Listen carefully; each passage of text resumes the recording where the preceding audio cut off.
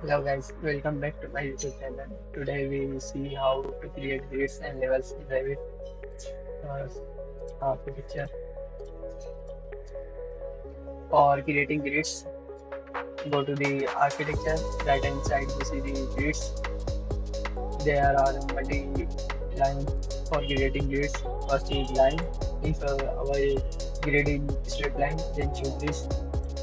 Let's see our grid in half form. Then there are two methods to create. First is start and radius, and second is center and half. First start and choose the half radius. For the second is center and half.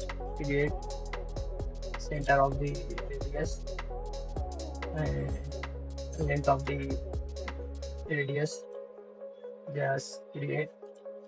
If we need to change the radius of the arc, just select the grid line, click, let's say 7 meter. That's it. For and let's consider our arc in the zigzag format or creating this, create multi-segment,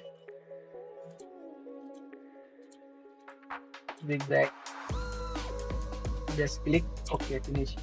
Our grid is created. For levels, go to the architecture. First go to the elevations, go to the architecture. Now create the levels. There are two methods. First is line method and pick a line method.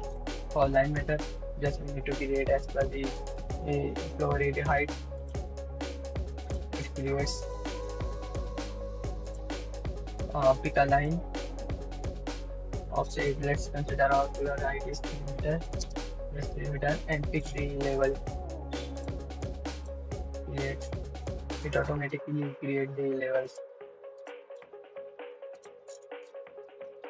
Now changing the level name, just double click, change the to there we go. That it's for today. Thank you for watching.